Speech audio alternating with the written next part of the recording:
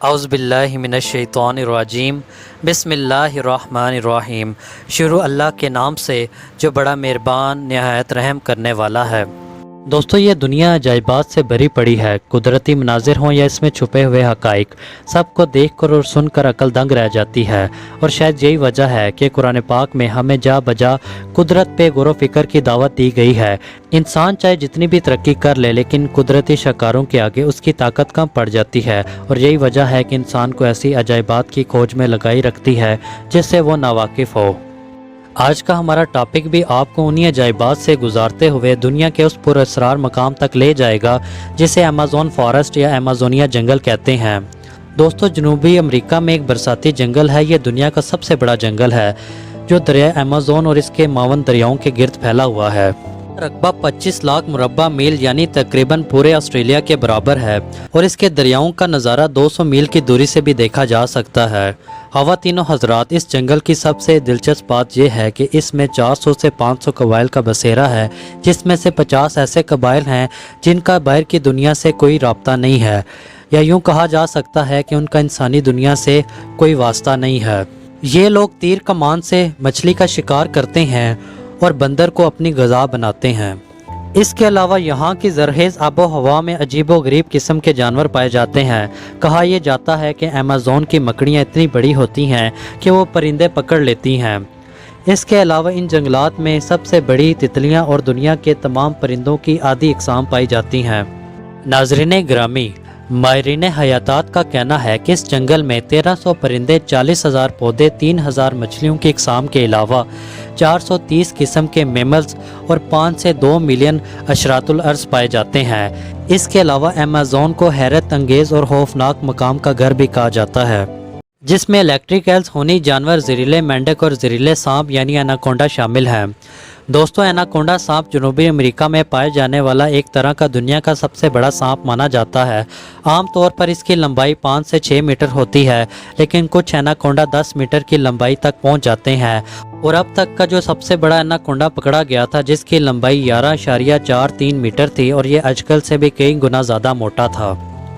دوستو، اس کے علاوہ انسان کو نگلنے والے اناکونڈا کی کہانیوں پر یقین کرنا تو مشکل ہے، لیکن سانپوں کے جائزہ لینے والے ماہرین کا ماننا ہے کہ بڑے سائز کے اناکونڈا کم از کم ایک بچے کو آسانی سے نگل سکتے ہیں، لیکن ان کی تعداد آٹے میں نمک کے برابر ہے۔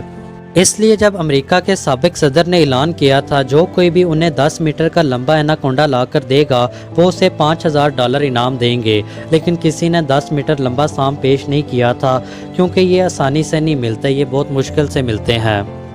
گرین اناکونڈا، جس کو دنیا کا وزنی ترین سانپ کہا جاتا ہے، اس کا وزن 250 کلو گرام ہے، جبکہ پائتھن، جس کو طویل ترین سانپ کہا جاتا ہے، اس کی لمبائی 32 فٹ ہے۔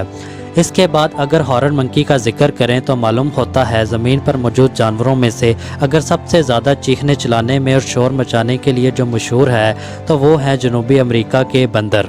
ناظرین گرامی، سرخ و سیاہ رنگ کے ان بندروں کی ان کی خصوصیات کی بنا پر ہارن منکی یعنی چیخنے چلانے والے بندر کہہ کر پکارا جاتا ہے۔ جنوبی امریکہ کے ان جنگلوں میں پائے جانے والے یہ بندر عام طور پر ایک جھنڈ کی شکل میں رہتے ہیں۔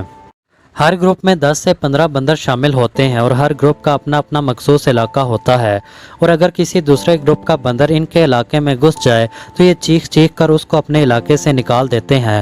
ان کی چیخنے چلانے کی آواز اس قدر تیز ہوتی ہے کہ 5 کلومیٹر تک بآسانی سنی جا سکتی ہے۔ دوستو، اس کے علاوہ اسی ایمیزون جنگلات میں چمگادر کی ایک ایسی خوندار قسم پائی جاتی ہے جو سوئے ہوئے جانور کے جسم میں سوراخ کر کے اس کا خون چوستے ہیں اور اس جانور کو خبر تک نہیں ہوتی۔ اس کے بعد ایکوا کا نمبر آتا ہے۔ ایکوا ایک طاقتور کالے دبوں والا گوشت خور شیر نما جانور ہے جسے جیگوار بھی کہا جاتا ہے۔